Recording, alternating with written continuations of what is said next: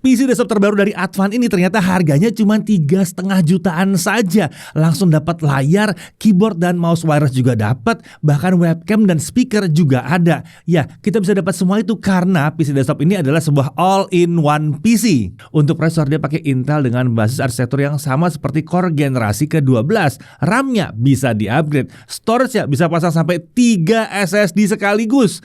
Bahkan layarnya sudah IPS dan kadar gambut mendekati 100% sRGB. Tentunya all-in-one PC ini juga sangat irit daya. Jadi kita bisa lebih hemat tagihan listriknya nih. Ya, all-in-one PC ini adalah Advan One PC S.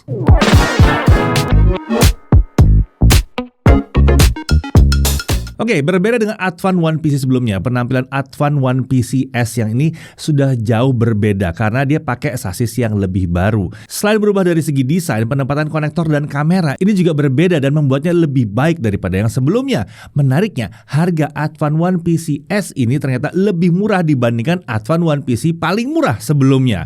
Yuk, kita langsung aja mulai pembahasan kali ini dari spesifikasinya ya. Untuk prosesor dia pakai Intel N100. Tenang, ini seri N, tapi ini bukan Celeron itu, bukan. Ini kencang. Codename-nya aja Alder Lake. Fabrikasinya udah Intel 7, base power 6 watt. Dia punya 4 core dan 4 thread. Intel Smart Cache-nya ada di 6 MB. Integrated graphicsnya adalah Intel UHD Graphics dengan 24 execution unit. Tentunya IGP ini sudah mendukung fitur Intel QuickSync dan decode video AV1 juga. Untuk memori atau RAM bawaannya adalah 4 GB DDR4 2667 MHz single channel. Nah, all-in-one PC ini dilengkapi dengan 1 slot SODIMM, jadi masih bisa di-upgrade dengan mengganti RAM bawaannya. Perlu diperhatikan ya bahwa prosesor Intel N100 ini memang hanya mendukung konfigurasi single channel memory, jadi wajar kalau slot RAM-nya hanya 1.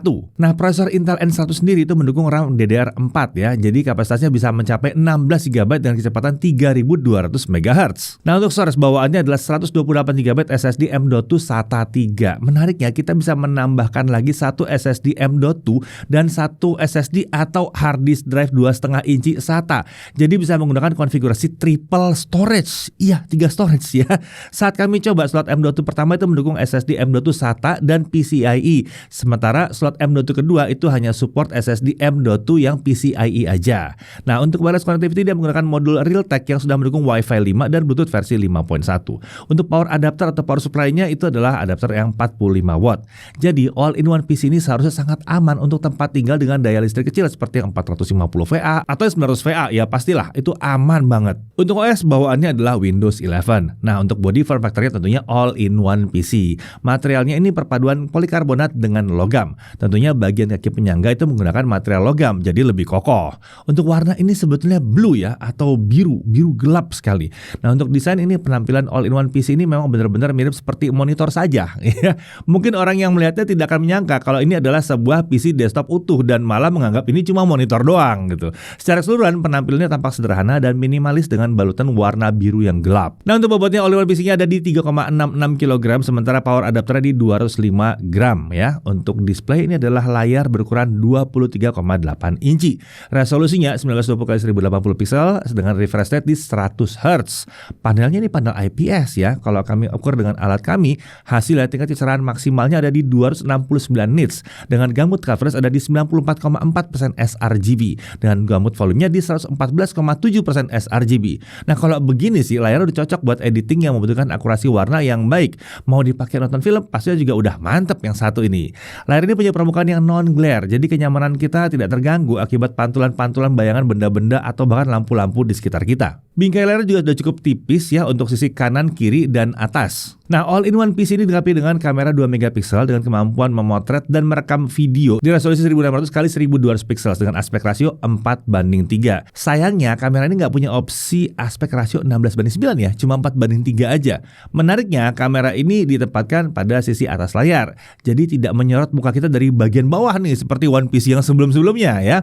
Nah, kameranya juga dilengkapi dengan penutup fisik, jadi kita lebih aman dari diintip walaupun kameranya mungkin kena hack gitu. Nah, all-in-one PC ini juga dilengkapi dengan 2 buah mikrofon yang ditempatkan pada sisi kanan dan kiri kamera yang tadi. Untuk kelas harganya, kualitas kamera di all-in-one PC ini masih cukup memadai ya untuk sekedar video call ya, asalkan pencahayaannya memang mencukupi. Tapi memang sayangnya suara yang ditangkap mikrofon ini agak pecah ya, meskipun apa yang kami katakan tuh masih bisa terdengar dengan jelas. Oke, jadi seperti inilah kemampuan kamera dan mikrofon dari all-in-one PC Advan One PC S. Jadi gimana nih kualitasnya? Oke atau enggak? Nah, untuk sistem audionya, all-in-one PC ini dilengkapi dengan 2 buah speaker dengan arah keluaran suara menuju ke sisi bawah. Suara yang dihasilkan memang tidak tergolong yang lantang-lantang banget, tapi nggak kedengeran juga gitu ya. Untuk karakter suaranya cenderung dominan di sektor high di sini, sementara untuk sektor mid dan low terasa masih agak kurang ya. Secara keseluruhan, kualitasnya tidak terlalu mengecewakan untuk speaker all-in-one PC dengan harga 3 jutaan. Masih inget ya, harga 3 jutaan loh ini ya. Nah, kalau butuh kualitas yang lebih baik, sebaiknya sih menurut kami ya gunakan headphone atau tambahkan sebuah speaker tambahan lagi di sini. Oke, untuk konektor di sebelah kanan ada satu USB 2.0 Type C, lalu ada 2 USB 2.0 Type A. Beralih ke sisi belakang ada satu 3,5 mm audio combo jack, ada 2 USB 2.0 Type A, dan ada satu HDMI output. Kemudian ada 2 USB 3.2 Gen 2 yang Type A, 1 GB Ethernet, dan 1 DC in. Nah, di bagian bawah ada Kensington lock slot. Terlihat ya, posisi konektor di Advan One PC S ini kini jauh lebih mudah diakses dibandingkan Advan One PC sebelumnya. Nah, untuk tombol-tombol pada sisi kanan bawah layar dapat ditemukan tombol power, brightness up, brightness down, display off. Nah, ini untuk mematikan layar tanpa perlu matikan sistem. Oke, untuk cooling system, all-in-one PC ini dilengkapi dengan sistem pendingin aktif dengan satu kipas ya, atau satu blower ya. Kipas tersebut membuang udara panas ke arah atas. Ini harusnya sudah sangat mencukupi untuk N100 yang bahkan sebetulnya bisa hidup dengan kondisi cooling yang pasif. Nah, untuk keyboard dan mouse, pada paket penjualannya, Advan itu menyertakan wireless keyboard dan wireless mouse yang menggunakan USB receiver untuk konektivitasnya. Tentunya ini bonus yang menarik ya, karena terkadang keyboard dan mouse yang disertakan oleh AIO PC itu masih pakai kabel.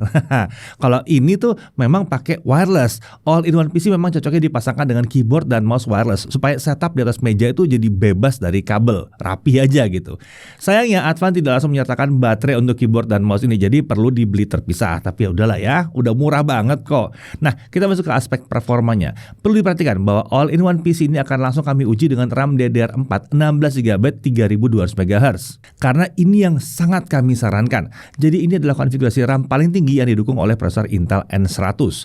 Kami memutuskan untuk tidak menguji RAM 4GB karena Windows 11 itu jadi terasa kurang nyaman dan kurang responsif kalau digunakan dengan kapasitas cuma 4GB saja. Ya, Windows 11 sendiri akan memakai kapasitas RAM sekitar 3GB dalam kondisi tidak menjalankan aplikasi apapun. Jadi RAM yang digunakan untuk aplikasi lain itu sedikit banget nyisanya kalau kita pakai 4GB. Kami nyaranin memang langsung upgrade aja. Minimum ke DDR4 8GB 3200 MHz supaya lebih kencang performanya. Tapi saran kami sih 16GB lah, biar sekalian aja gitu. Harga juga udah gak mahal-mahal amat. Oke, kita langsung mulai dengan Cinebench R23. Di stabilitas selama 30 menit, skor tertinggi yang dicapai adalah 1799 poin. Sementara skor yang dapat dipertahankan ada di 1750 sampai 1760 poin. Nah, untuk suhu kerjanya pas melakukan Cinebench R23 ini di stabilitas selama 30 menit, suhu prosesor itu dapat terkendali sepenuhnya di bawah 60 derajat Celcius. Nah, untuk konsumsi daya, di awal pengujian konsumsi daya itu sempat berada di kisaran 34 sampai 35 watt sebelum akhirnya turun ke 28 watt. Oke, sekarang kita lihat kalau kita pakai Adobe Premiere Pro 2025. Videonya Full HD aja ya, 60 fps 2 menit 7 detik. Dengan software only ini saya dalam waktu 12 menit 26 detik. Sementara kalau kita pakai GPU Accelerator via OpenCL selesai dalam waktu 7 menit 40 detik. Jadi terlihat ya, kalau all-in-one PC ini harusnya lebih cocok untuk editing video 1080p 30 fps kalau kita pakai Adobe Premiere. Nah, suhu kerjanya pada saat kita melakukan video ekspor dengan OpenCL itu prosesor dapat dikendalikan di bawah 50 derajat Celcius. Sementara konsumsi daya ini cuma ada di kisaran 30 sampai 31 watt saja. Oke, langsung kita lihat kalau kita pakai CapCut bagaimana ya. Video Full HD 60 fps 2 menit 7 detik juga ini diekspor dalam waktu 4 menit 23 detik. Jadi kalau all-in-one PC ini mau dipakai untuk video editing ya cocoknya pakai CapCut nih sepertinya ya. Ya, lebih mantep aja, lebih kencang aja. Nah, untuk suhu kerjanya itu kita bisa lihat bahwa terkendali banget di bawah 50 derajat Celcius. Sementara untuk konsumsi dayanya ini juga lebih ringan sepertinya ya, cuma sekitar 29 sampai 30 watt saja. Oke, sekarang kita juga coba untuk gaming, tapi tentunya bukan game yang berat-berat banget ya. Nah, hasilnya kurang lebih seperti ini.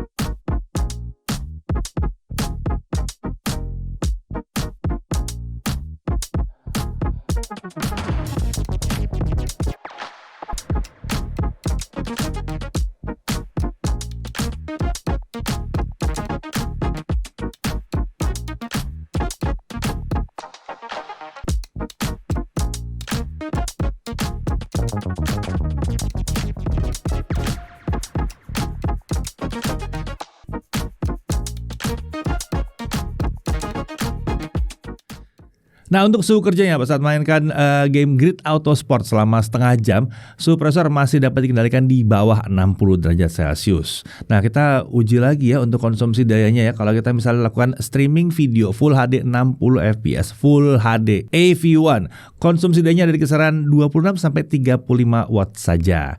Kalau untuk idle di desktop tanpa menjalankan aplikasi, dia ada di kisaran 23 sampai 24 watt ya. Kalau ngetik akan kurang lebih lah sekitar situ juga. Jadi dari hasil pengujian kami, kita coba asumsikan all-in-one PC ini makan daya maksimum di 35 watt karena dari pengujian-pengujian tadi maksimumnya di 35 ya. Nah, kalau dia dipakai terus-menerus selama 12 jam dalam sehari dan terus-terusan di 35 watt, entah gimana caranya kalian lakukan itu ya, maka biaya pemakaian listriknya itu akan menjadi Rp607 per harinya. Jadi kalau dilakukan seperti itu berulang terus selama 30 hari dalam sebulan, itu akan memakan biaya Rp18.210. Pada kenyataannya menurut kami sih tidak akan nyampe 18.000 ya, karena banyak akan dalam kondisi idle atau kita pakai browsing yang konsumsi daya tentunya lebih rendah lagi. Oke, kita lanjut untuk storage testnya ya. Dengan Crystal Disma kita dapatkan bahwa kecepatan bacanya ada di 492 MB per second dan tulis di 469 MB per second. Ya, untuk sebuah SSD SATA ini lumayan kencang sih ya. Ini tentunya kita pakai SSD bawaannya aja, bukan SSD tambahan. Nah, untuk harga resminya ada di Rp3.569.000 dengan bonus pembelian tentunya wireless keyboard and mouse serta ada Windows 11-nya. Untuk garansinya itu 1 tahun dari Advan Indonesia. Nah, kita masuk ke dalam hal yang perlu diperhatikan. Pertama, kapasitas RAM bawaannya itu cuma 4 GB. Nah, kapasitas kecil ini membuat pemakaian Windows 11 terasa kurang nyaman, agak kurang responsif aja. Sebaiknya langsung upgrade aja ke 8 GB atau sekalian 16 GB lah ya. Biaya upgrade juga masih terjangkau karena RAM-nya DDR4 di sini. Nah, untuk kapasitas SSD bawaannya juga hanya 128 GB. Nah, ini kecil banget kalau kita mau nyimpen banyak file, apalagi kalau ukurannya besar-besar.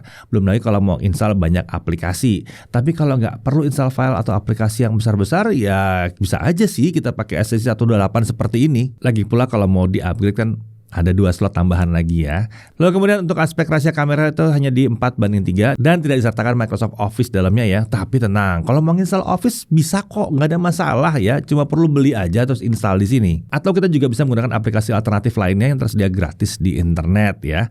Kemudian untuk garansinya ini memang cuma 1 tahun. Dari sisi menariknya, ini praktis dan relatif siap pakai begitu dikeluarkan dari kotak kemasannya. Lalu ini hemat tempat, hanya seukuran monitor 24 inci aja. Dia udah pakai Intel N100 yang masih cukup mumpuni bahkan untuk editing yang ringan ya. Mau main game ringan juga masih bisa. Lalu dia sangat irit listrik. Itu full loadnya aja, mentoknya aja cuma 35 watt. Saingan sama lampu ya jadinya ya. Lalu untuk suhu kerjanya tergolong rendah di sini. RAM-nya masih bisa di-upgrade. SSD juga mudah sekali ngupgrade-nya karena ada 3 slot SSD sekaligus di sini. Layarnya udah IPS 100Hz dengan color gamut mendekati 100% sRGB. Ini udah mantep banget ini, modal utamanya di sini ya. Lalu jumlah konektornya juga melimpah di sini. Dan dia juga udah dapat bonus wireless keyboard dan mouse. Garansinya juga satu tempat untuk semua komponennya. Jadi pertanyaannya, Advan One PC S ini cocoknya buat siapa? Ya, all-in-one PC yang satu ini seharusnya cocok untuk mereka yang ingin punya PC desktop layar besar dengan harga yang murah dan juga relatif siap pakai pada saat dibeli. Buat yang butuh PC desktop irit listrik karena daya listrik rumahnya kecil juga harusnya cocok banget yang satu ini.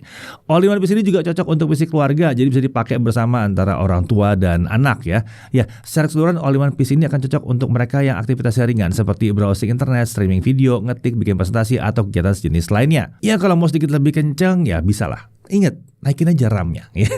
Pada akhirnya, kalau memang butuh PC desktop komplit tapi nggak mau repot-repot ngerakit dan harganya harus murah ya, Advan One PC S ini adalah satu pilihan yang sangat menarik di kelas harga 3 jutaan rupiah. Saya Deddy Irfan, Jakarta TV.